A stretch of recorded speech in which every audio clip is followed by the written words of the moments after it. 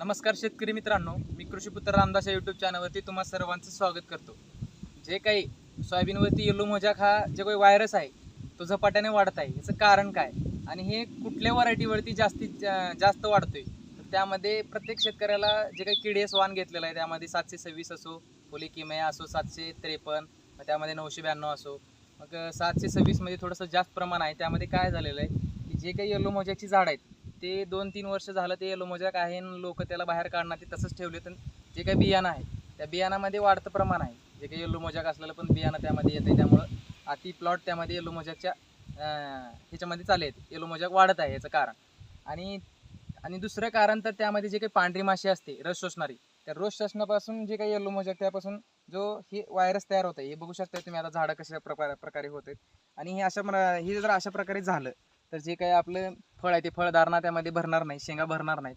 तर यावरती नियंत्रणासाठी आपल्याला कुठला उपाय करायचा आहे, तर जे काही प्लॉटमध्ये झाड आहेत येलो मोजॅक अशा प्रकारे झालेले, आणि यामध्ये 2 प्रकारचे असतात. झाड जे काही पाणी अति प्रमाण पाण्याचं झालं की त्यामध्ये कुठंतरी वावराच्या कोपऱ्यामध्ये पाणी जिथं थांबलं जातं तिथं पिकाच्या मुळा ह्या डॅमेज होतात आणि तिथं पूर्णपणे न्यूट्रिशन भेटलं नाही म्हणून तिथं पानं पिवळी पडली जातात. पण येलो मोजॅक तशा प्रकारे नसतो. हे काय बघू शकता तुम्ही, येलो मोजॅकचं पान कशा प्रकारे होतं, या अशा प्रकारे ठिपके पडतात त्यावरती आणि जे काही शिर आहेत त्यामध्ये दिसतात, पण जे काही न्यूट्रिशन कमी पडले ती पूर्णपणे पान पिवळं पडलं जातं.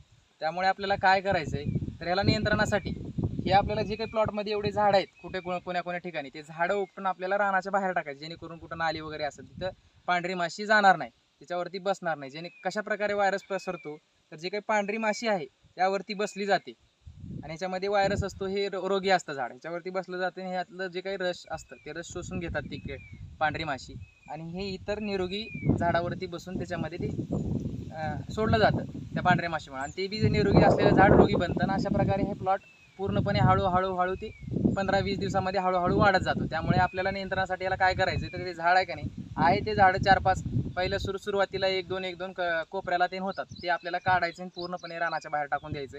आणि जो काही स्प्रे घ्यायचा आहे त्यामध्ये आपल्याला स्प्रेमध्ये जे काही आपण अळीनाशक घेतो त्यामध्ये इमॅबॅक्टिन घेतात काही जण, पण इमॅबॅक्टिननं रस शोषणारी जे काही किडे ते नियंत्रणात येत नाहीत. त्यामुळे आपल्याला रस शोषणारे ते किडा नियंत्रणात येतो ते औषध आपल्याला त्यामध्ये स्प्रे घ्यायचं. हे रानाच्या बाहेर काढून टाकायचं आणि त्यामध्ये स्प्रे घ्यायचं, जेणेकरून तुमचा प्रत्येक जे काही येलो मोजॅकचं प्रमाण आहे ते वाढलं तिथं थांबलं जाईल. त्याच्यावरती दुसरा उपाय कुठला नाही की भारी क्वालिटीचं औषध आणि तुमचे जे काही झाड आले तर त्याला रिकवर होईल. हे रिकवर होत नाही, याला आपल्याला रानाच्या बाहेर काढावं लागेल आणि आपल्याला स्प्रे घ्यावं, जेणेकरून ते पूर्णपणे आपलं तिथं नियंत्रणात येणार आहे. अशा प्रकारे तुम्ही कीटकनाशक वापरा रस शोषणाऱ्या किड्याचं आणि आपल्या येलो मोजॅकला नियंत्रणात आणा.